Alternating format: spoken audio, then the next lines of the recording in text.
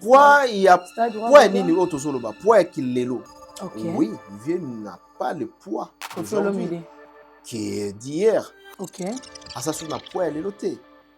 So t'as même poids normal et santé au moins que Vieux na poids azalai nango, na santé azalai nango, na force azalai nango, na endurance. Même bien que moi le barazon à âge à 16 ans, bien que là le putain au moins que vous allez remarquer que Moutako la Moutazo a rasimate. Mais pour quand le Koutabo c'est pas respectueux. Asosilaté. Ce cas où na loketo pété la jeune fille mususu ya ba musicienne ma maquette ou ma casse archevêque. Et on dirait problème azo maintenir. Est-ce que tu dois la basse belé la génération montante. Bazo Mbappé. Mais ba remarquer pour quitter le la maman il est belle. Et pourquoi on le veut comment est fort. Voilà, et pourquoi quand on a basé les chansons, ça dit 2 mois 3 mois l'équipe. Et au tir na banalité à musique congolaise. Tala, Betato, au monde en a pas héritier, il y a toujours des rotations, il y a toujours un mouvement. Des dates, toujours. Hein? Voilà, félicitations, même pas des dates, il y a quand même challenge, en toi, il a compris. Héritier, maintenant, il a une bonne route, il a une zéla malade. Et puis, dans le bac, on l'autre fois qui Aza, Lelo, n'importe qui quitter la musique congolaise. Ceux qui te le ferré, il faut le héritier Watanabe. Forcément. Grand forcément. Et la kinda, date. Le concert de l'artiste Ferrego là, nouvellement.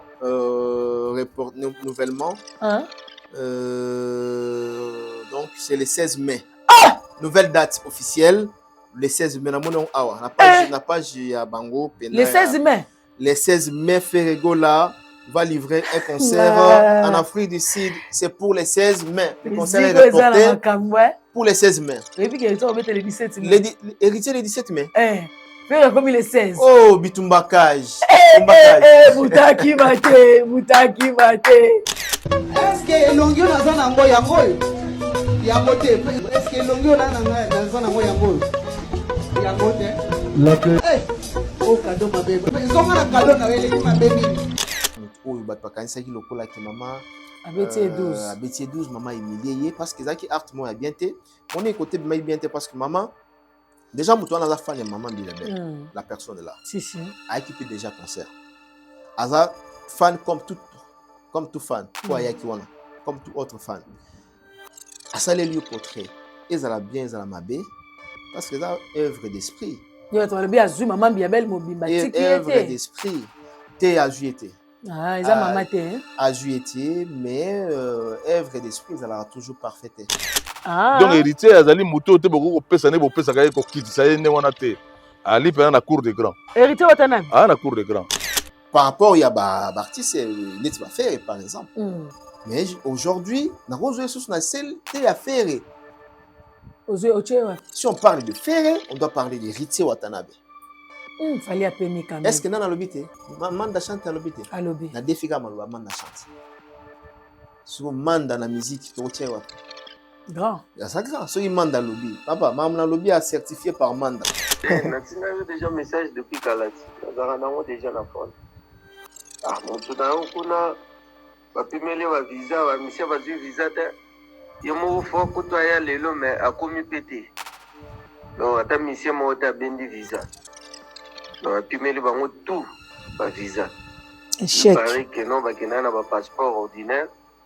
Alors ambassade Afrique du Sud de Bandolo ba passeport à service. Parce que l'état va que nous ça c'est pas passeport à service. Et comme déjà tard, on va visa le même jour té, ba passeport té le même jour té. Et on va prolonger. Parce qu'on va passeport et à service, comme ça, on va visa. La date où il y a, là-bas. En attendant, on va primer le visa. Normalement, les lots qu'on se fait bêta, les 14 jours. Ah, ils ont le 16, les 14. Mais bien, ngai pe nazo kende, ceux qui bon toi tout nga ceux qui au komi au koya na constant na na senga bien oya te boko beta nga to seki. Nga na koti, on a été avant, na koti pe na déposer ba biloko na ngai dossier na ngai. Na bimi wana na libanda na bimi 14h na kati kuna place to déposer pour to déposer na ambassade té na point ya ba dépôt ba traiter ka pour bazui ba timbi ngo na ambassade consul ndeso ka ambassadeur a opesa autorisation et tout Na bimi wana na yoki ba 14h garde ayi ko signaler bi ba to faire ba komi. Ba ye mutana a dit 14h. C'est quoi ça va te faire ba 14h héros? A dit non, ce n'est pas possible qu'il revienne demain. Il est déjà tard, nous on est déjà en train de fermer pour Babandaka de 7h à 14h. Du coup, là na bimi wana Dieu m'entend parler archevêque. Na bandi ko tomboki la bango. Je sais pas ce que l'autorité n'est pas en donc, il y a 16h, tu as fait. Bazo ya moko sima mususu. Ngata na yaki na kutaki ba Blaise créateur. Na bimi wana na kuta marka uz ilunga. Mususu bazo boza wapi boya bazo solo la wana po baya. Mais quel manque d'organisation et de professionnalisme. Bakati si boye, baye boye moyen ba débarquer zate parce que ba passer pas na bongo tikala ina braza. Mais ça c'est quoi ça? C'est du désordre dans le jet set. Mais comment ça peut... Pourquoi nous makambo sala maka pas faire? Atabi na filé il est mieux organisé que faire Egola. Robino il est mieux organisé, Fabrice et les autres. Faire Atsot à Kanga orchestre atika ko beta biso mabaku on en a marre. La Kinda News Tokos, abonnez-vous la petite sœur, on est ensemble. Vous va s'abonner en désordre. En désordre. Il y a les conduits vraiment lobby. Tokos. Il y a la baille.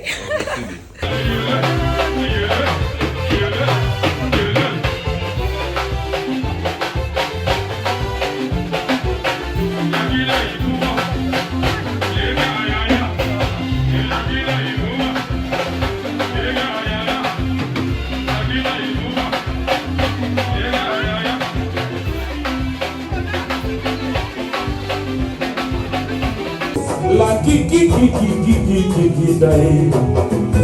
Moi si nyoka na kiki. Moi si mon vivant nyoka sama mongo wani. La kiki. Moi ça sama mongo wani.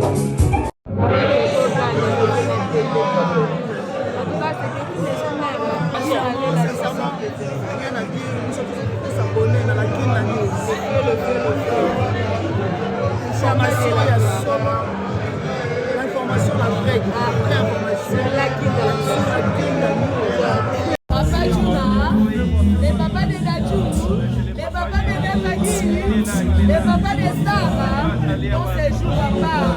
Je suis trop contente, papa. Se passe à tous s'abonner. Massivement, normal.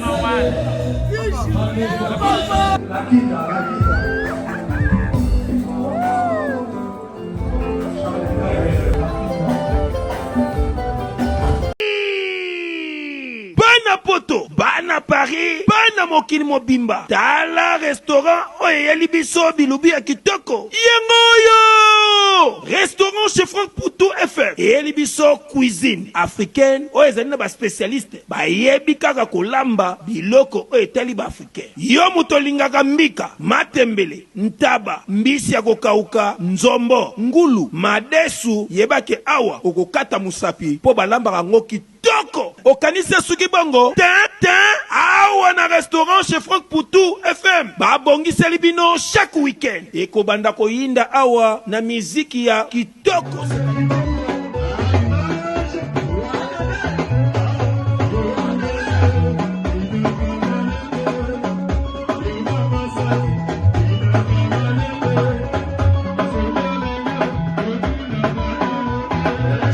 C'est-à-dire que barumba ba live penza baza ko betela bino miziki oza kolia oza kopina oza kosepela na niveau ya mukiete po ambiance ezongi sikoyo na Paris chez Franck Poutou FM. Pona bino bato boza koluka esika ko organiser anniversaire, mariage, réunion to conférence, yebake awa na restaurant chez Franck Poutou FM bazali na espace ezali na capacité plus de 150 personnes oyo okozala mubimba soko organiser ba manifestation na yo awa ekozala kitoko na niveau ya 2 fois te. Na restaurant chez Franck Poutou FM bazali kosala tous les jours à partir ya 10h ngingo ti na X temps, c'est-à-dire 7 jours sur 7 na niveau ya 2 fois te. Adresse na bango ezwami na 68 rue Émilie Zola 95 870 Benson. Pour la réservation, au benga na numéro de téléphone Oyo. Plus 33 76 72 83 097 Ozamo Bimba. Na restaurant chez Franck Poutou FM. Non, bangonde bavandisi masolo ya bilubu pena akei ya deux fois te. Surtout makambo ya ambiance ya Paris et kominde kulalawa. Na restaurant chez Franck Poutou et Zongi. Wow.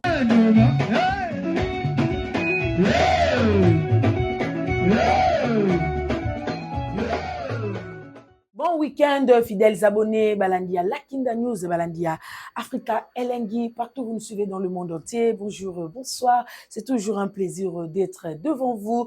Rendez-vous de vérité, votre émission que vous aimez tant. Vous likez, vous commentez, vous partagez, vous donnez des avis, des suggestions. Ça fait vraiment plaisir. Et toutefois, avant de commencer, on peut nous moter na partenaire na Bandarabongo, na Vieux Luso Mbata South Africa, Segen and Shop. La maison na biso kozwa ba congélateur, ba télévision, ba radio, ba meuble nyonso tout et rokuta na pe na ba basket, ba lunettes, biloko eza penza ebele. LMB Trading World kuna eza agence de sala ba envoi na ba renvoi ya ba colis Kinshasa Lubumbashi Afrique du Sud biloko na yo et que koma en toute sécurité. Vous avez besoin d'aider une obtention de passeport pour un bateau basé à Cape Town. Basa ilayo ba démarche, ba checking, bas ilayo billet online na aéroport, bas aider une démarche administrative. Et ça ça mabongo na LMB Trading et pas avec l'usant Ombata. Na Kinshasa to la tarabongo na Galerie Lafayette 8 décembre, Bandal Singin et pas ya Boss Africa.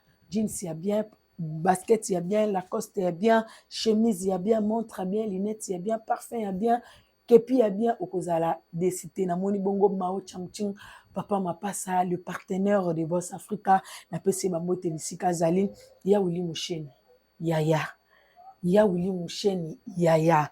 Ya Willy Moucheni Yaya, le véritable code mondial, le seul et l'unique médecin totikala na ye venanga boga ya Willy na biso aleki bango tembezate mutupe azate azala azali pe azakaka. Et rendez-vous est encore le 13 mars. Tokutani bongo na restaurant FM et pas avec Franck Poutou na Maison Koliana komela karaoké na occasion ya mois de la femme. En tout cas 40 €, couple 25 €, singleton soko zangi orate bilengi wana et na PCP Bambote Bissika Zali, tokutani susu bongo le 3 avril na Noisy-le-Sec avec Manda Chante Balobi et rataki mais raté pour ezo continuer kaka data sika yangwana acheter les billets et beaucoup za la décider ba surprise eza ebele makasi. Rendez-vous de vérité na zalaka bongo na Shadraka Kanga Illumination garçon de la presse et l'archevêque 3 fois Mike Lokamba. Mais Shadraka n'est toujours pas de retour, mais rendez-vous de vérité ko kufate Rosa bongo na archevêque et le garçon derrière la caméra c'est qui encore Richard Ntessa derrière la caméra et Shadrack Colony au régie finale de la Kinda News. Crispin Chimanga ambassadeur de la sagesse na PC Bambote Belé. Bonjour archevêque Mike Lokamba. Oui, bonjour maman la Kinda, bonjour la bande Koto, obazi occasion talabiso. Bonjour na Crispin Chimanga Logi, monsieur l'ambassadeur de la sagesse. L'ambassadeur de la sagesse, donc, la PC Bambote. Merci na Richard Ntessa, merci na l'équipe technique Mobimba. Et puis merci na yo encore une fois. Na moni kenabiso na Céline. Na Céline. Au niveau week-end. Kenabiso na Céline. Kilote, koto desko o eza Versace hein. Aucun absolu bien, en tout cas, aucun absolu très très bien, pas mal. C'est bon. Montre ça Fendi, argent pire. Ça va quand même, ça va quand même. Toi aussi bien habillé, Dolce Gabbana. Le truc au-dessus là, c'est quoi? Moi. Pour le belanga bleu côté. Archevêque. Ah non, Versace, non, Vexus. Ok. Voilà. Donc, on va bleu côté, comment on va vendre ça? T'es un week-end. Ça, la publicité, va bleu quoi. Et non, mais sinon, ça va. Et puis, on est là. Bonne fête parce que ça continue. Ah? C'est pas important. Est-ce que ma soeur a or, ma soeur a Wera, JB, Kofi, oh, 12-12. Et bien, on a toujours un stand-by. stand-by na espèce bien pourtant akopesa au niveau. Et puis nayebi que c'est un responsable, et puis c'est un homme très honnête. On a vu témoignage de part et d'autre dans la République démocratique du Congo. On a vu témoignage dans la Kolwezi. C'est un homme très bien, papa social. Et puis moto biso to batoué la raté et bi to banda de to zara na biso na Willy Musheni de to zara na ba vie Willy Musheni le patron papa social bakota ba message mutaleki ete wana toza d'accord ya Willy na bisa ouais aller ça la République démocratique du Congo omoni attaque sala ki wakende ko tika biloko na mosquée na moni mais na bisa ya Willy il fallait biso to zara normalement te l'autre fois ngana kendaki na homme de vieillard na zala ki wana na oui mais tout na moni kaka surprise ça aluka ba tête o bazo peser vraiment pour so tali eloko salami eloko salami bien mais banane de bayo salama donc voilà ya Willy Musheni mais motema malamu bancaire akenda kotala ba veuve orphelin tout azane musulman te mais akiko tika bilo na mosquée mama so na biso ki mutema ya Willy wana il faut pas pesa nga pe mutema wana normalement patron na pesa ba moti vraiment ya Willy Musheni azoya apesi nga déjà date mais to garder ngona oyebso na privé te ko yebsanga tenga moye mo yebsanga waso ko laksani yemo pesi ya Willy ba moti et puis na ba patron tout na Eric Mandala pas zonge bon retour boss Eric Mandala au moins de bende yembe na aéroport ba beng sibisote na komela qui est bon peut-être moins contre-temps bon te ayena noza no likolo wa fanda na nukinya il y a pas problème et puis nani Jeff Bokongo mona Bokonza mpela Jeff Bokongo désolé on souri bosse ko lia ki na ngwa kati penalty ko même sanga nini te aota la biso la kinda vie ngaso na 5 ya za mutaba 3 mutaba 5 mutaba 2 ko dulu ki kela 12 kuta basola kina boss live etombaki ke nazala ki wana donc inayebi ke nazana stand by ya bien d'accord et ça allait bien ngaso na bwa ki boss Jeff Bokongo mona Bokonza mpela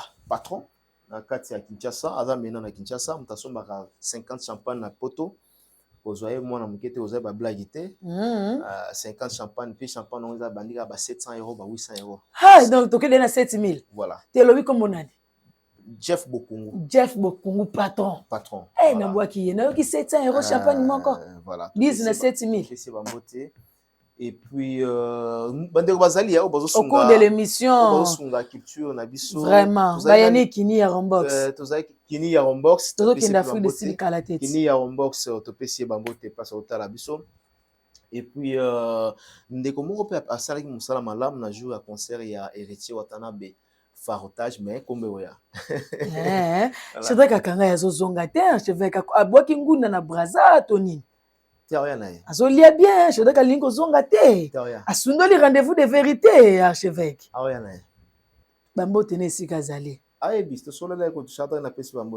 vraiment sans plus tarder archevêque mwana biso ezocontinue na bamama bazala bien bonne fête en tout cas tosala yango bien tosepelisa bapapa papa sengi opesa ye eloko opesi ye au-dessus on a table donc voilà un bon repas donc l'ambel papa moi dîner moi ni moi soupe bien papa soit à 5 en tout cas vraiment vous savez c'est que le wa aido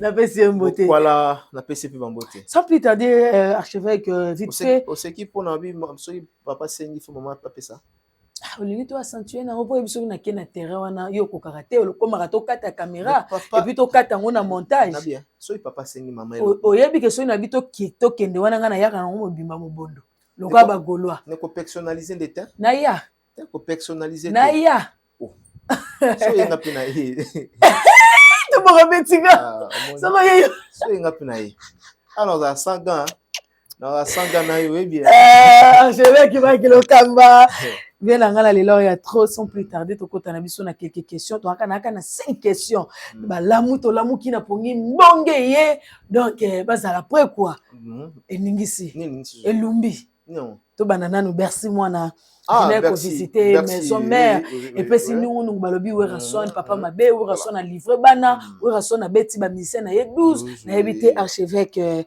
en tout cas visite na ya Bercy d'abord très bien mais visite ya Bercy pour la maison mère d'abord on a définir yango eza patrimoine maison mère lelo ebimisi ba animateur belé ebimisi ba musicien belé donc ils ont mabete lelo mwana ndako peu importe conduite ya mwana atambola ki bien té ou bien manka ki papa par des propos ils allaient ki bien té à l'endroit ya Weranson voilà Bercy mutamanka Weranson non généraliser généraliser bana nyonso OK non généraliser parce que bato manqué Wera ils a Bercy ka té si il y a des artistes autoyebi basala ba makambe belé ba clash et tout on n'est pas basala kuna ba bilo mususu ba biloko nini exemple vite fait hein tozana biso wana té ndeti ba biloko nini bon bref Shadrack Kangai minyoka sofa zonga donc tellement la boya na ngai ko Shadrack fa zonga po ezaka rendez-vous de vérité lakini dans un long moment ngai nazara avec modération avec modestie sur nazoloba nanga ko chuke ba directement te na ndeng sur le plan professionnel parce que il y a zone ngombe manga qui non il faut kana ke na nango bongo pour Shadrack ya ke na nango abeta rapida massa non les rendez-vous de vérité rendez-vous de vérité on dit haut et fort c'est que les autres pensent tout bas na bombi ni bana nini basala biloko ebele vite fait vu qu'on énoncer yango ko expliciter yo kasi ko yo philosophie nanga je parle d'une manière générale c'est ça ma philosophie mais rose un peu détail c'est ça ma ozolo belango rose un peu détail ouais ndeti basala ndeti banini oyebi ke choka yo quelques artistes yo batambola bien té pour ne pas citer leur nom donc ba choka et c'est pas sur raté ozo convaincre ngate oyo ngamo mutuni ngamo mutuni ba question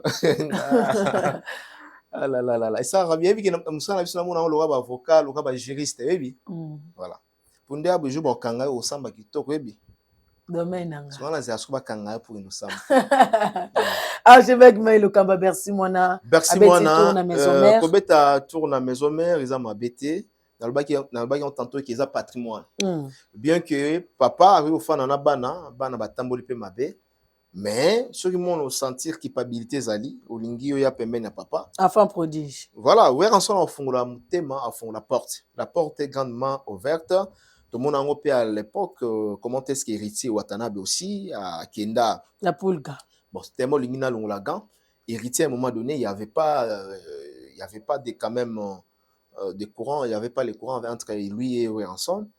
Et à l'époque, tu es mamou et les cas.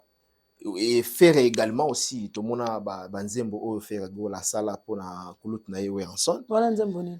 Vejalou, et moko faire quand tout n'angate tout na faire parce que moi le baki on a émission il y a émission moko de la place na Kinshasa wa alekaki et pas il y a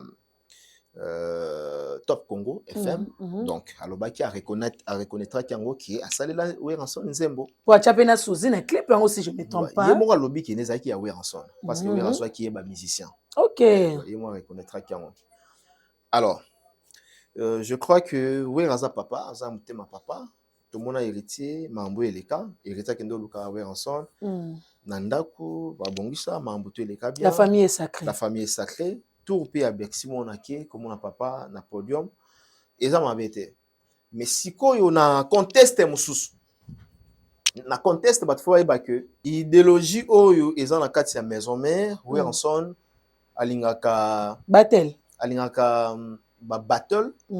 alingaka moi à diversité wana izala c'est-à-dire à l'époque tout le monde a ferré et volontaire tout le monde a badjé, tout le monde a héritier, à tia bango ba fara abundisa bango. Opelelo l'air bango ba fana baluba à un moment donné non. Weranson a colisa biso. OK, participe à la formation voilà, esprit wana ya battle, esprit wana ya fara. Et puis ça il y a affrontement, et puis ça bango ba force belé, ba créativité belé. Donc le même cas, tout le monde a avec l'obesso, bacha l'obesso battle na Bercy presse d'Angola place à wana presse d'Angola et puis Itambala mama mwili voilà ningi ça c'est dans était comme partout mais tous on appelle tokendi là le ba condamné Weranson parce que Weranson humilié la musicien na ye o ya wenge musique à maison mère a humilié Jamaïque tout à l'angle en anglais positif à l'époque les Weranson a sali fara affrontement il y a Bercy maman Mouilou nani ndeko na biso tangi Lobesso ouais na presse d'Angola boyebi makambo esalama nini la répétition la plus vendue en tout cas CD on à l'époque était comment à niveau comme pas possible était comment même la barrière Zamba Kinshasa à l'époque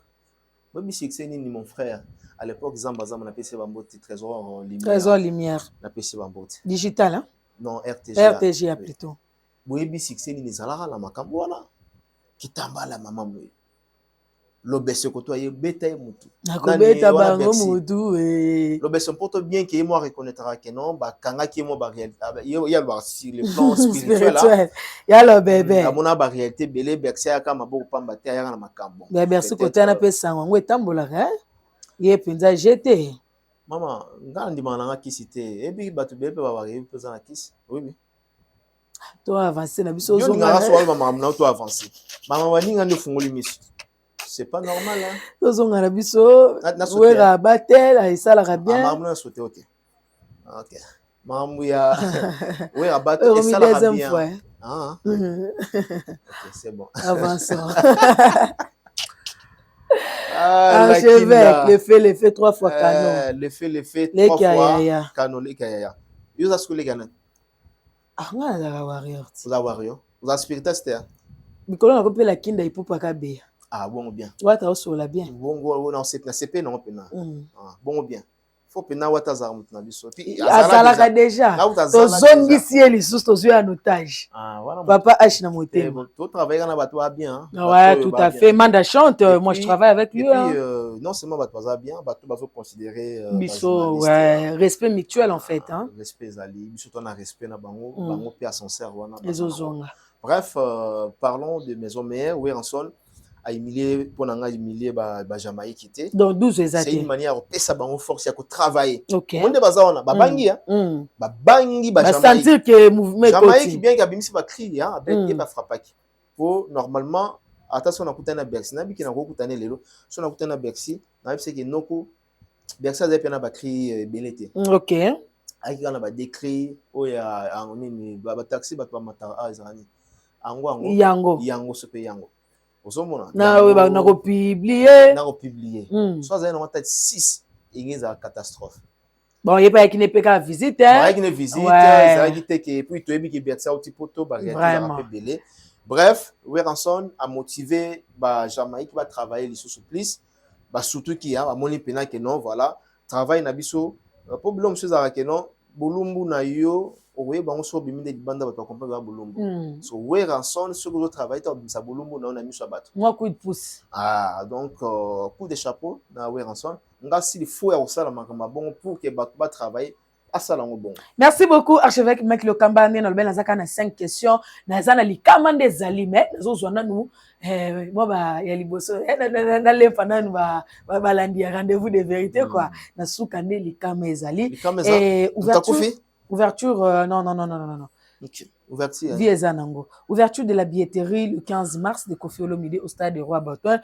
vous avez comme on le quoi aventure mais ouverture de la billetterie le 15 mars via Tiango Tina ba fiche na ye ça les 3 quand c'est le 3 max le 15 mars ouverture de la billetterie donc considérer vraiment que concert et kozala bel et bien lié bon concert et qui kozala mais na format nini concert dans la problème était bêta mais na format nini OK et puis bakata rapé stade tout est possible voire même que nani ndeko na biso nani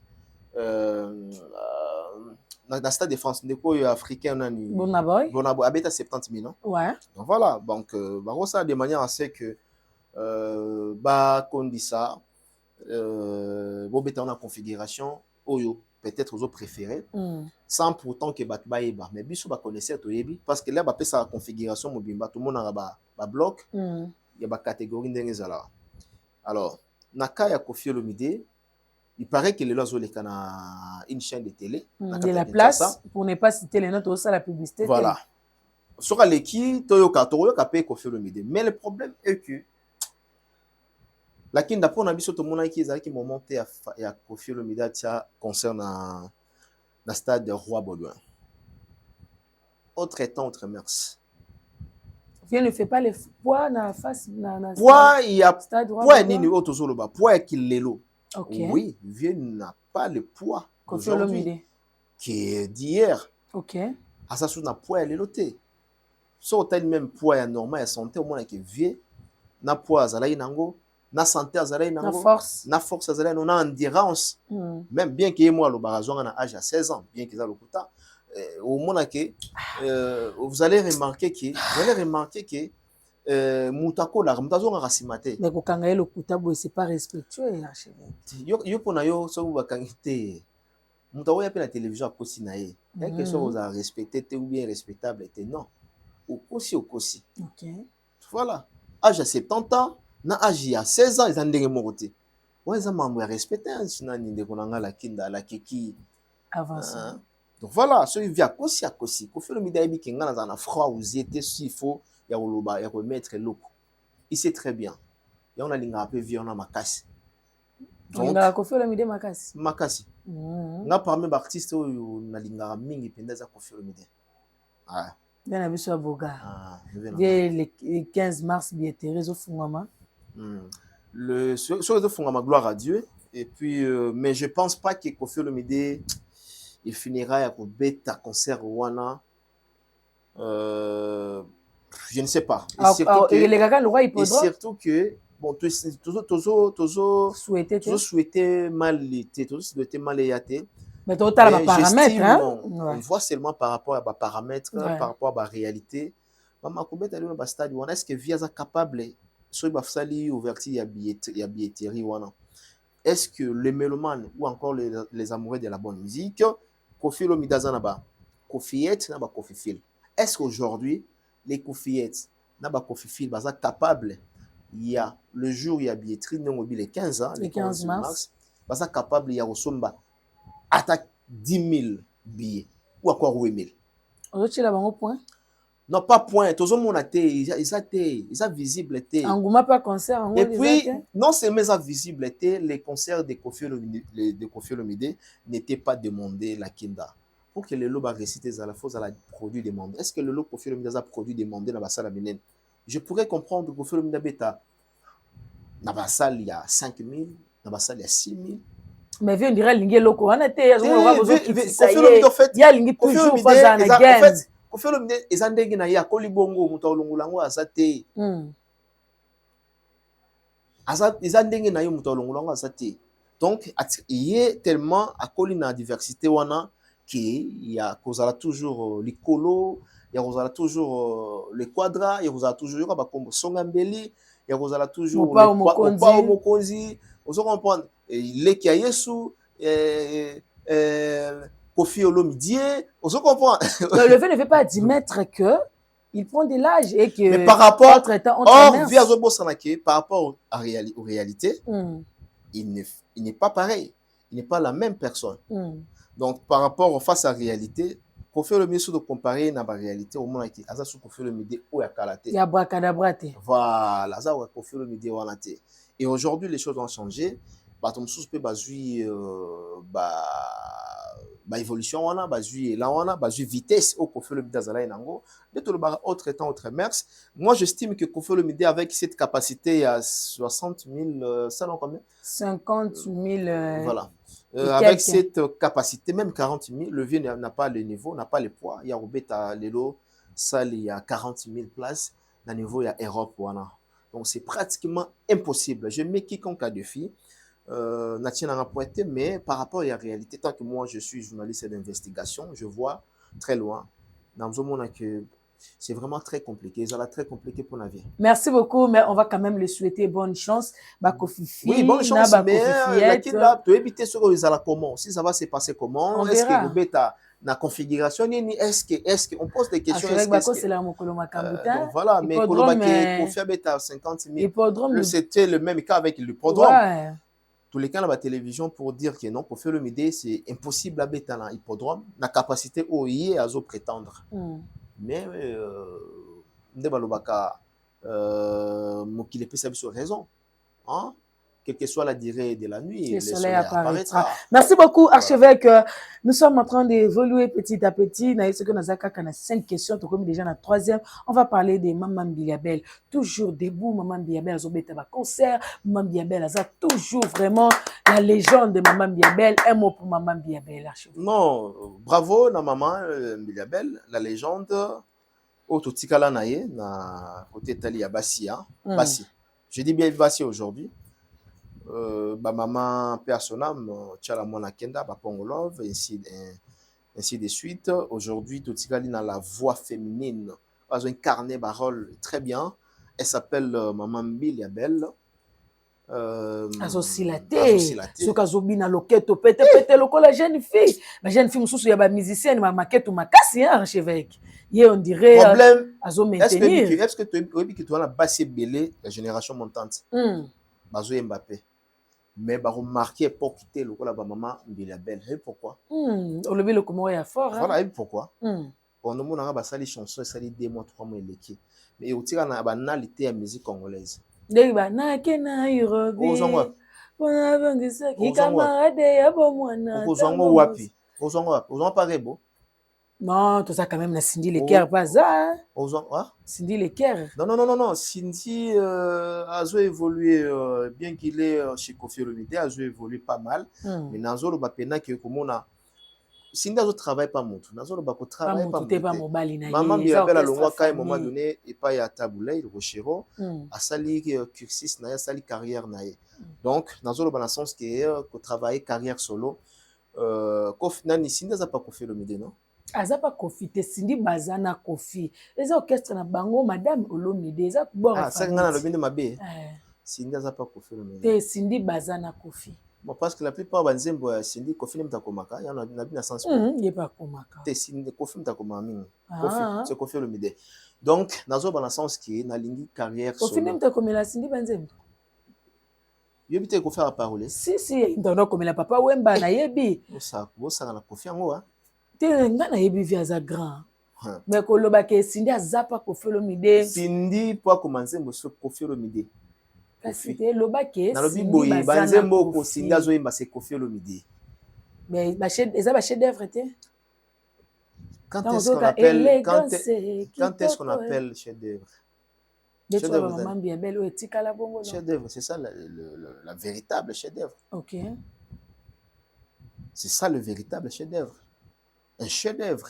Ni ezosala bana lelo bakoma lokola ba Maman Biabel balingi travail te balingi kindumba balingi via matalana na ba Maman Biabel ba osala musique yango batika matalana et pas basala focus na musala.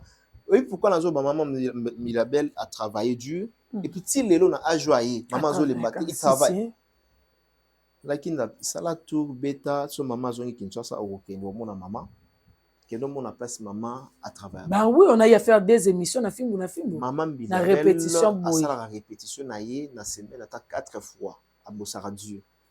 Mais bato matalana wana au mona ba fandi ba make up chicha na boîte champagne. Soka zongi na chambre musala tala rakita tala est-ce que nini bilungi ça appel vidéo like ça. Appel vidéo balingi travail té ale au mona mutu moye a proposer artiste talanzembo ya. Eza bien aye pe à côté studio ayembi yango nzembo sans âme sans inspiration ozomona ke moi différence c'est à côté wana ba texte moko bande on a biso ba mekaki mais objectif bien ambition ezala ki vraiment bangote ba Tatiana Cruz Tatiana benganga ba Lorette la perle ba Lorette la perle Mami Wataye carrière ya Lopez ezala ki très bien. En tout cas, ça qui bien, abandonné très bien. Lelo, bon, on a évité à l'embi pour la nini à aucun an. Mutunayo pe Mami Wata. Mami Wata susuna. Claudia Bakissa. Ah, Claudia. Ya zanika ka fille Claudia Bakissa. Na mona reka ka chicha na stati. Au moins que normalement ba fille na biso bande ko na biso basi ba Claudia na PC ba beauté. On a pe mutunanga depuis. Il faut pas kota na vision o ba Maman Biabel bazala nango maman tchala mona ya imposer style na ye ya motwash ifanda kanga là toi sur na basitin o ba ko sala biso ba rumba congolais pire peut to sepe na itikali ba référence o lelo ke non bana bazoya ba kino mututel Archevêque, merci beaucoup. Nous courons derrière les temps. Maman Biliabel a sali peu moi maquiller les réseaux sociaux. Bah, il a dit qu'on remettre un portrait. À ce peu là qui n'a pas vu un ezayete, mais lui quand même étant que maman moi on a payé au cadeau à quoi que ça l'assemblage. Koboya sur la place publique, bon, bimi très impoli de sa part. N'a évité remettre nini à Vinayo. Non, en fait, n'a vraiment à remettre à Vinayo belé. Parce que j'étais contre Art et c'est pas ça qui. C'est ça moi qui le kamba. Donc Nazalaki contre ça. Mais là c'est pel singa omoni la kinda de tozala so mutasali mabe toza bato toza parfait. So mutasali mabe et que na mabe wana ayeko se rendre compte que ça qui mabe ayeko kosenga pardon. C'est que ça monto il faut te betele maboko. Il faut avouer ta moitié. Très bien. Namoni maman Bilabel et pas garçon wana aki komona et déjà kolongola makola maman Bilabel aille vers les garçons, ça prouve déjà que maman elle a fait preuve de grandeur en fait. Elle a fait preuve de grandeur parce qu'elle a une légende, elle a un modèle on a bandeko belé. Alors acte wana et c'est Sibiso. Il y a maman Biliabel kokuta na lisusu na mutu oyo bat pakanisa ki lokola ke maman abeti 12 maman humilié parce que zaki art mo ya bien té mon côté mai bien té parce que maman déjà mutu wana za fan ya maman Biliabel la personne là a équipé déjà concert aza fan comme tout fan quoi yaki wana comme tout autre fan a salé lieu portrait ezala bien ezala mabe parce que ça œuvre d'esprit. Œuvre d'esprit, t'es à juillet. Ah, ils ont maman t'es. À juillet, mais œuvre d'esprit, ça a toujours parfaite. Ça a toujours on a une perfection. Ah, mais la monnaie a joué qui maman hein. Yo mon joué maman. Mobimba. Ah bon, biso ba to tangi art oyo. Art za makila, to bota mpe nango a joué maman t'es. OK. Parce que son a pessier Jota Mobwe ozo Disney mikolo na bosani kombo na ya Disney coach na bino obenga so coach Monchic ba salé les portraits mo bien tout sur talent Nathalie tala portrait wana Joanna asal ipe mtasana fali wa kovo wana fali kovo kataki wana donc aza diable randoki bref pour chiter déjà maman sengi pardon maman s'excuser auprès ya bato bandeko pe mususu bota na biso o bolandi maman te bolimbisa maman Biliabel azaka mutu prochainement aux ongles langoté. Merci beaucoup, archevêque, que nous sommes arrivés presque à la fin. Mais avant de chiter, je vais prendre la avant-dernière question. Héritier Watanabe est déjà en Afrique d'ici, de séjour avec le bureau et je crois 2 musiciens, Bazo qui va au salle clip, à visiter la salle, a invité archevêque Lilo Bapo na la Pulga Totorino. Bravo na héritier Watanabe. Vraiment, ces derniers temps, héritier Zokangama Bokoti, il a compris que musique il faut pas oser la kidiba trop actif. Même ma page Facebook qui a artiste il fait toujours une rotation tala beta tour au monde on a page héritier il y a toujours des rotations il y a toujours un mouvement des dates toujours hein? Voilà félicitations même pas des dates il y a quand même challenge tout le temps ouais en tout cas il a compris héritier maintenant ça a une bonne route ça a nzela malamu. Et puis, l'autre fois que Aza, Lelo, n'importe qui était la musique congolaise. Ceux qui ont le ferré, il faut le héritier Watanabe. Forcément. Grand forcément. Grand forcément. Franchement, moi je suis journaliste, maman. Et ça, quand on fait un combien héritier à Kokoma. Parce que ça, là, on est sur mon héritier, faire un gros héritier au salon. Ben, j'adhère. Pourquoi commande chante sur le bas qui met mal héritier à grand, tous wakaina c'était à zap et dans l'hôpital Zouatala. N'a pas choqué, n'galando zo héritier na C. Ah. Oui, à un certain moment. Oui, n'a y mon pays. Il a fait des pas quand même. Vraiment. Il a avancé, il a évolué. Dans nos zones assez. Par rapport il y a artiste n'est pas faire par exemple. Mais aujourd'hui, dans nos zones sous na celle t'es à faire. Si on parle de Ferré, on doit parler de Héritier Watanabe. Fallait appeler quand même. Est-ce que dans la lobité, manda chante à lobité? À lobby. Na défiga maloba manda chante. Sur manda na musique to tchewa. Grand. Ça grand. So il manda lobby. Papa, maman lobby a certifié par Manda. Bah oui, hein, si vous voulez un peu. Alors. Archevêque na yok sango, hein, yoka. Ali fa na cour des grands. Na cour des grands. Tango na kendaki para yo monte que tu na suki na kawana. Voilà. Et puis Baptiste Minene ya mboka oyo bayebi ke héritier lelo aza na nzela ya bien parce que aza na ba fan. Yeb sanga. Entre nous. On est des paris pour des avant tout nous allons de Paris. Support ya musicien tous les albums, vrai ou faux? Vrai. Et puis il y a tout mis album. Si. Et puis que Betty ou les bétail ou les kaba et bon, et l'on former cette mais et poussi former cette aux au courant là, aux d'accord là. Bien sûr que. Et poussi pena former cette ne baba que poussa na fanda. Vrai ou faux? Si mal avant ça, l'album est belé, il y a que pousser qui former cette était former cette on dirait mais là qui yo donc que l'album belé faire Abimisi dynastie. Tu es journaliste quand même. Il faut appeler les chats par son nom. Wande ko boya muti. Avançons. Est-ce que on a kotuke mutuna mais on a kotuke Faire Abimisi, Kofi Abimisi, Jiba Abimisi, Fabregas Abimisaki. Donc Baptiste c'est belé Abimisaki dans moment même attendre une bien affaire pas Abimisaki. Bakuta na formel 7. Et dendi si ba dendi ba ndo bengo kimvunda o bala na ngone. Kivu yangona. Kimvuni. Kivunga. Ils fini. Dala ba pesa comme Kivunga par. Il va nous mettre l'album tout au bana ko bima. L'air héritier yé. Vraiment. Au début il a eu du mal. Mais collage là qui m'a dit. On a parlé avec les CG, Tchali Robin. On les salue là na PC Bambote partenaire Bambote Belé. On a parlé une fois avec lui, c'était Napoulman Grand Hôtel. À reconnaître qu'il paye des collages dans les acquis bien.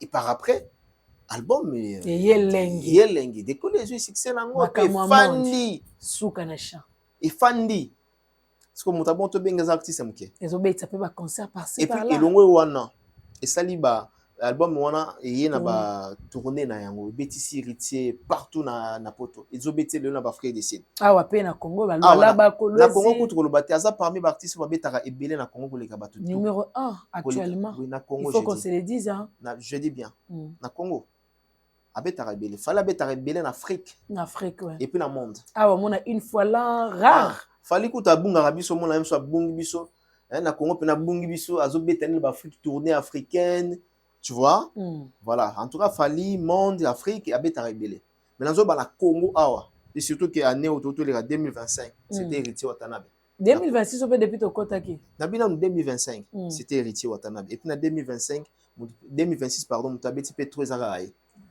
Congo. Bon séjour en Afrique du Sud, Zénith de Paris, bonne chance, la billetterie déjà et Fungwama. En tout cas, bolongola nini wala. Héritier à grand, à la cour de grand. Donc azo que la pesale le 17 semaines en Afrique du Sud. Ouais, à la concert en Afrique du Sud. Azo tourner quelques clips. Et puis concert en Afrique du Sud, à mon côté, ils ont la Cape Town et puis Jobour peut concert ezali. À Cape Town déjà salle au moins que et puis c'est rare qu'un concert héritier à la reporter bien annulé jusqu'à présent. Et retourne à féliciter album Les Évangiles arrivent. Alors ça la clip Mishka, alors ça la nzembo ya Mishka. Ah bobi bobi ngai ya koloba bien. Nzembo atindela kinga yango pe. Attendez un peu. J'ai même bien les poster, je sais pas. Yamwa.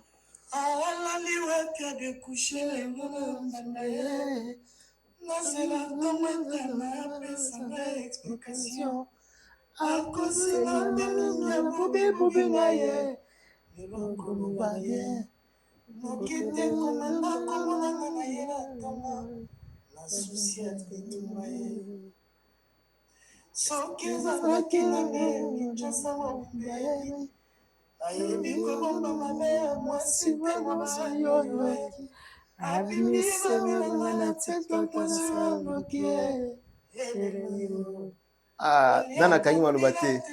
Bon comprendre nana kangi malobate. Papa H, l'album évangéliste arrive. L'album évangile, les évangiles arrive. En tout cas, Batubo, Fongola Maboko, les Spiritas, les amoureux de la bonne musique. Bon, s'apprêter, comment est-ce qu'il y a procuré cet album, il y a très bien. Voilà, album est bien limité, mais tout ça déjà. Avant-goût, déjà, c'est Pélissabiso. Ça prouve à suffisance que l'album est très très fort. Coup de chapeau à l'artiste Héritier Watanabe. Puis bon vent, l'ending concert Naya Robeta, je crois 3 concerts en Afrique du Sud. Voilà. Et Afrique du Sud, parmi Bateau puis Basimba Yango, Angola, c'est Fali, Héritier. Et puis Afrique du Sud, c'est Fali, Héritier. Et puis ainsi de suite. Merci beaucoup, Archevêque. Nous sommes arrivés à la fin. Maintenant, le baki, tozo kabonate, tolali, tolamuki, et hindi na réseaux sociaux, balobi, Ferregola, et Jetabe, orchestre moko, refi na refi, même orchestre et Afrique, ils ont pesa bango, ba refi, na habité sur le poyo qui sango, orchestre et Ferregola, ils ont reporté en Afrique du Sud, manque, il y a optation, il y a ba visa. Bon, merci, la Kiki. La kiki ndae mwasi nyoka e la kiki mwasi mobimbo dire nyoka zanga mokuwa. Ah d'accord. Na oya la kinda yipupa leki ya wana na Dubai. Sona yona no ngapso mosa zanga nyoka. Wana mi yake mtabwa kanga na. Solwa mo point. Ana pena comprendre te batusu batu na ngaya bwaka bonga yebi ndenge nini. Yopo za rabon. Soke za rabon sko ya ko yeba ndenge nini. Ah, tu es aux Arabons. Omega. Pardon? Jet set.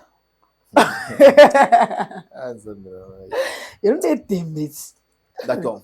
Est-ce que Nakoyo qui s'abattu parce que Nalingi Malobé Zalangate peut-être commentaire, non, qui s'abattu audio moko. Soubassement, rendez-vous de vérité. Non, qui s'abattu. Toujours. So you munde konanga oyoka. Te garder anonymat combo, mais batuba yoka. Oui, bah excusez-moi, ils ont rendez-vous de vérité. Ouais, voilà. Les journalistes n'a pas d'amis, hein. Oui bien. Si. D'accord. Basa alikitana journaliste était. Quoi au liao. Donc il est banga. Hein.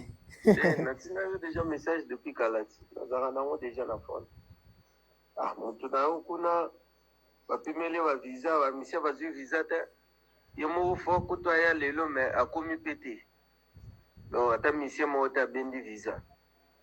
Donc, va pimele va tout, va visa. Échec. Il paraît que non, va qu'il y a un passeport ordinaire. Alors, ambassade d'Afrique d'ici de Bandol, va passeport à service. Parce que l'État va que nous reçoit, c'est pas passeport à service. Et comme on a déjà tard, on va visa le même jour. Le passeport paye le même jour. Et on va prolonger. On va passeport et à service. Comme ça, on va visa. La date où il y a, la date. En attendant, on va pimer le visa. Très bien. Ils ont 3 audios, mais déjà, tu as l'essentiel. L'essentiel déjà, tu as un témoignage, mais yo explicité. Déjà, avant on a tambola na philosophie à battre. Il y aura des questions au bat barotuna. Mike suko mutatindeli oyo. Il y a des informations là. Il travaille à l'ambassade, il travaille à l'ambassade en Afrique du Sud. OK. Donc, dans la bango ba yeba na makam. À travers l'ambassade, il y a Congo, en Afrique du Sud. OK. C'est lui là. Alors, information à Pessibiso qui fait Regola à côté d'un passeport ordinaire. Parce que normalement, si on a un passeport ordinaire, il faut qu'on ait un passeport de service. Héritier Watanabe, Fali, il y a un problème, ni sérieusement Fali au Canada, c'était Canada. Autorisation de travail. C'était prévu, c'est un cahier d'autorisation de travail, mais belé. Voilà. Donc, quand on a un passeport de service, pour moi qui ne moussa là. Il y a un monsieur belé, comme na l'ambassade. L'ambassade qui est comme na bamboka morbe. Ah, pesi bino comme na bamboka morbe. Continue bo sala ni otoyeko. Kobeta. Bata la passeport ordinaire. Bazon ça batte belé. Pas autorisation de travail. Exact. Pour faire le midi à Sibi, le même cas. La Sibi le même cas, bateau baebi le même cas. Kofi Olomide. Bazon ça même Kofi Olomide, bazon c'est titre Belgique. Alors bref, Soki et sa bongo. Mamato réfléchit au solo là. Qu'est-ce qui empêche que faire Regola avec le passeport de service bakotanango l'ambassade d'Afrique du Sud? Est-ce que bazalaka nango nan? Té, apparemment ezate. Ezate pourquoi? Dans le que ezalate, l'homme se zara passeport ezalo là, il faut renouveler. Peut-être ezala badas nango c'est sila Bah, quand il peut opérer visa un espace à 6 mois, il faut en tout cas viser un passeport na yo. Et ça là, na duré peut-être il y a 2 ans, 1 année. Selon la loi. Mais ce qui fait rigoler, il y a bongo. Pourquoi ne pas depuis un certain temps base un passeport na bango des services Yassika. Procédure wana ba yeba ki ango te ou comment. C'est ce qu'on appelle maintenant que l'entourage a fait rigola staff. Parce que fait rigola, il était mto sala makambo surtout wana. Ya rolandela ba passeport, ya rolandela makambo côté tali administration. Je peux mettre quelque chose? Pas de problème parce qu'on partage. Un rendez-vous de vérité. On partage, oui. Loba pena trop, ça peut attaquer pas. Ouais. Mamno loba ezate ke ba betelinga lisolo. Ceux qui ba tembe question nan Blaise créateur azalaki wana la fille ya munene était sur eza nasika ba selo bien grosse moulir. Bon je crois que ezaki grosse moulir. Ah grosse. Bazalaki wana ngai na kenda na décembre pour déposer passeport dans l'ambassade d'Afrique du Sud. Et c'est ça qui est expiré en mars. D'accord. Ba boilingai, ba koti singa tina kati na remplissa ki tout. Ba tient la machine et boy. Ba bi faut ça plus ou moins 6 mois. Du coup, na koti saka déjà avant que nous tika passeport na koti na bandar déjà ba démarche pour renouveler passeport. Na ju passeport na je crois en février na ke ko déposer passeport nanga. Pour na sako nous okenda Afrique ici pour na vacances. Du coup, tokutani na Blaise créateur na grosse moulir na quelques journalistes bilongi na yebi mais ba kombo pizza na yebi te na moi des musiciens wana biso tous na concert tous ba ennemi te quoi et il travaille chez Ferregola ba msu ba lobela Ferregola biso pe tous na la nga leki ya na bomba rangote du coup bozo sa nini ya tozo ko tika ba passeport pour na concert na biso ya les 16 nga pe nazo zale boto tumbo nga concert les 14 les acquis les 14 concert les 14 normalement les louvres quand se fait bêta les 14 aujourd'hui les acquis les 16 te les 14 nga be ngai pe nazo kende soki bon to tuninga soki okomi okoya na concert na biso na senga be na oya te boko betanga to seki nga na koti pona yeki avant na koti pe na déposer ba biloko na ngai nyonso dossier na ngai na bimi wana na libanda na bimi 14h na kati kuna place to déposer rapport to déposer na ambassade té na point ya ba dépôt ba traitaka po bazu batindi yango na ambassade consul ndeso ka ambassadeur a opesa autorisation et tout na bimi wana na yoki bona 14h garde ayeko signaler bi ba to affaire ba komi ba ye muto na tali 14h c'est quoi ça ba to faire ba ya 14h €? Abi non, ce n'est pas possible qu'il revienne demain. Il est déjà tard, nous on est déjà en train de fermer pour bandaka de 7h à 14h. Du coup, na bimi wana Dieu m'entend parler archevêque. Na bandi ko tomboki la bango, je sais pas ce que autorité ne utenga wa. Donc ba ya 16h ba ta faire. Bazo ya moko sima mususu. Ngata na yaki na kutaki ba Blaise créateur. Na bimi wana eko kuta marka uz ilunga. Mususu bazo boza wapi boya bazo solo la wana po baya. Mais quel manque d'organisation et de professionnalisme. Il faut demander. Bon, moi j'accuse pas les musiciens. Il faut demander. Bazo coup de DG Polo Zala qui wat. Bazo qui appelle comment et puis R Nini. Supposons que ba brisquer est-ce que la faute na ba. Ngai nazaki na besoin na voyager à la acte na décembre. Nga mi kanda chaîne nga.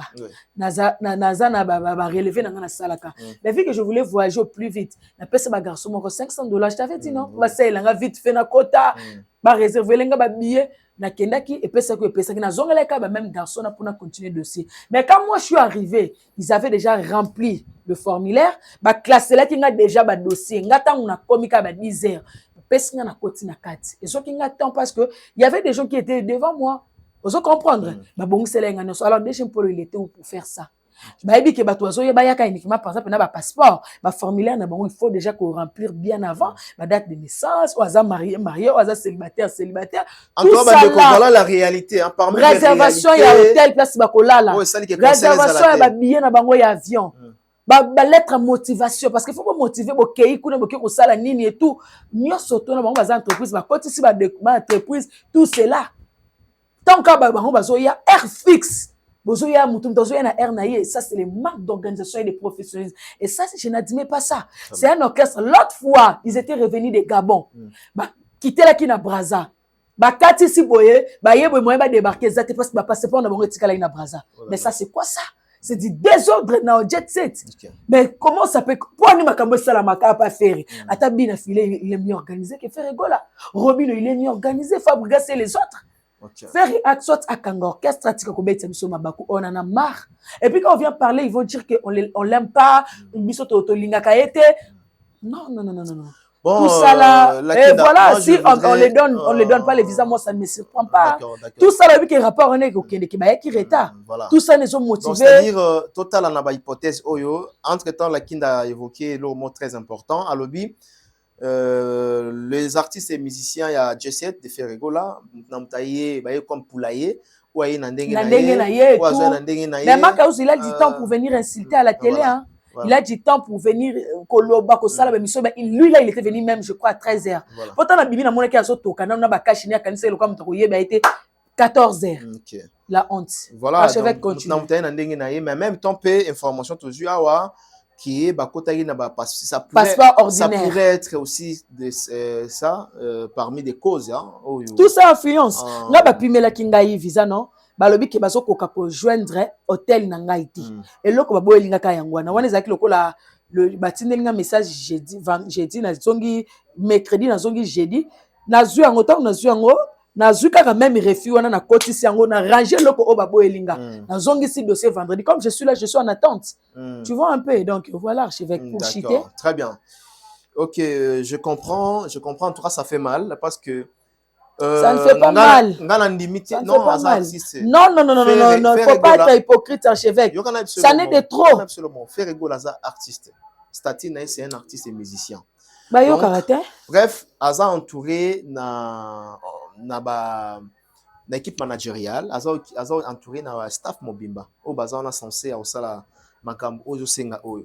Utangi déjà polo aza accompagné pe na bato. Est-ce incompétent bazo sala musala comme lycée doit est-ce que déjà polo aza est compétent na kati ya orchestre à faire parce que makambo ezo ya pas déjà polo te et eux ont pas faire et puis même makambo seulement bango jour ba kena na Schengen na ko remplir ba Congo misusu ba yebité mais dès ya jino li ki to mona ya sala ngoti à cause de information sur lui-même il fait cela déjà ko to dès ya yebi komba ba tout mais oui ko kapena oyo pumbulu ayebi nyoso azo remplir et tout bino so boye cheka ba empreinte makumonwa manani donc ayebi biloko nyoso quand on compare c'est pas pour mais la comparaison aussi est comme raison si c'est là tout ce qu'on a cas au tende batbazolo baké le billet n'était pas vendu ou comment parce que n'a eu information mon source à la source que ba billet le coûtant m'a été fait rigola vendu vraiment du billet ça il y a 800 non 800 personnes alors faire rigola c'est quand même faire rigola il n'est pas n'importe qui billet faire rigola vendu des billets ils a été que non faire rigola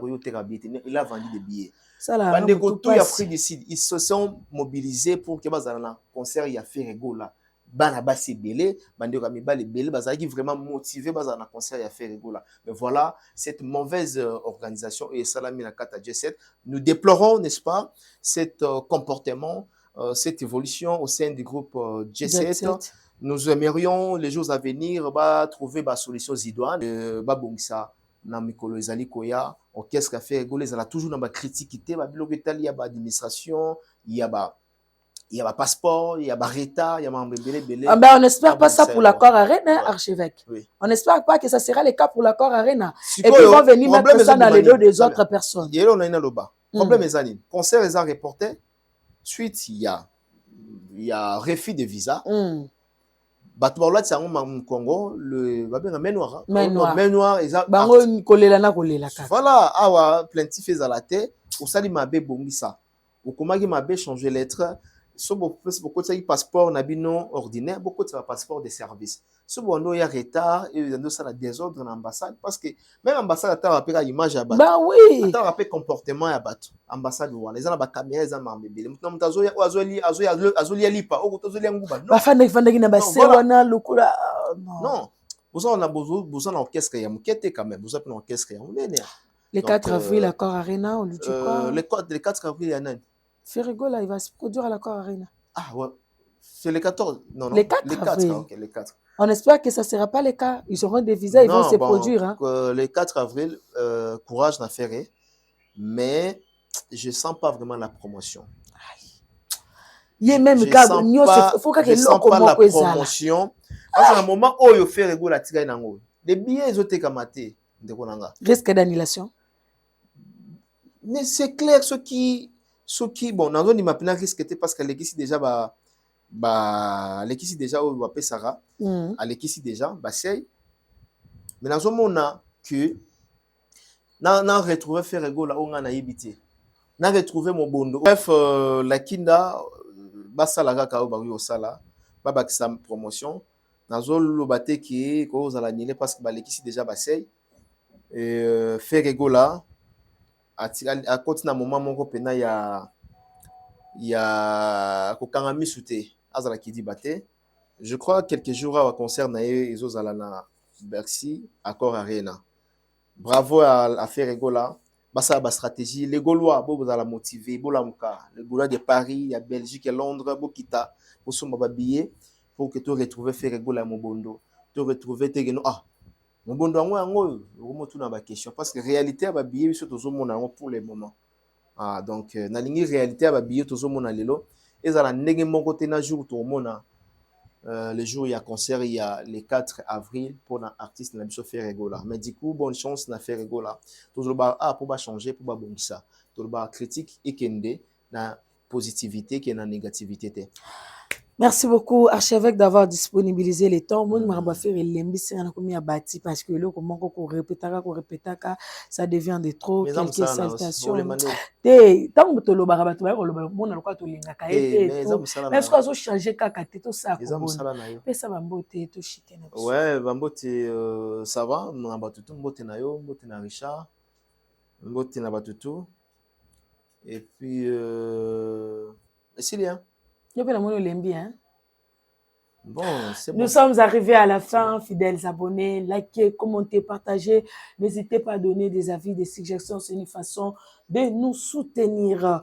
Rendez-vous de vérité. On se revoit les lundis. Kofiolomida Koleka, Tokuya, tout ça la paix analyse sur ma caméra. Et puis d'autres actualités. Oekobima, et chanter ça derrière la caméra. Zela. Le rôle parce que Shadrach, parce que au régie finale. Aussi ça te parce qu'apparemment va passer une nouvelle date. Yo le bana nouvelle date il y a au reporter à faire rigola. Va passer date ni comme il est quantien. Zela dans kota.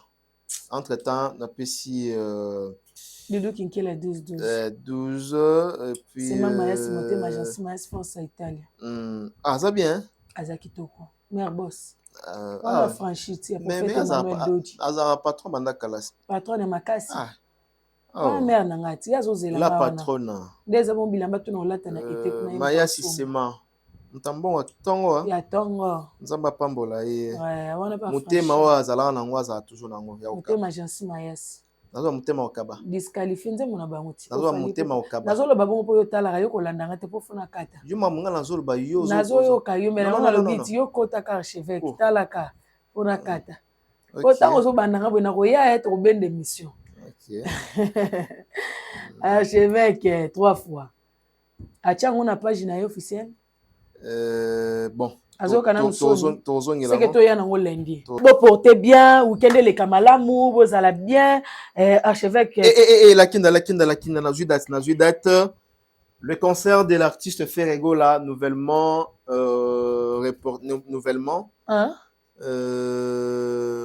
Donc, c'est le 16 mai. Ah! Nouvelle date officielle. Le 16 mai. La page à Bango. Le 16 mai. Le 16 mai, Ferregola va livrer un concert en Afrique du Sud. C'est pour le 16 mai. Le concert est reporté pour le 16 mai. Et puis, le 17 mai. Héritier le 17 mai. Faire comme il est 16. Oh, Bitumbakage.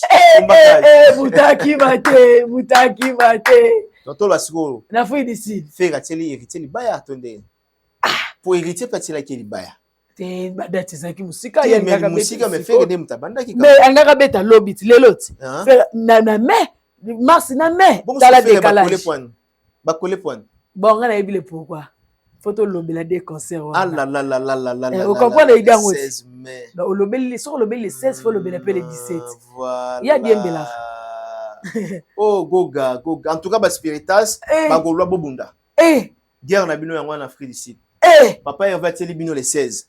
Papa il va attirer l'héritier le 16. Ah bon, tu attirer l'héritier le 16. C'est le 16. Héritier le 17 mai. Wenge. Bana we ransom. Banzo ko bazo bunda basana. Matisi sana. Ndeko yo kapasiti. Totalaga. Merci archevêque. Merci bonne beaucoup. Chance na Barome Balé. Bonne chance na Ferré, bonne chance na héritier Watanabe Goga la Pulga.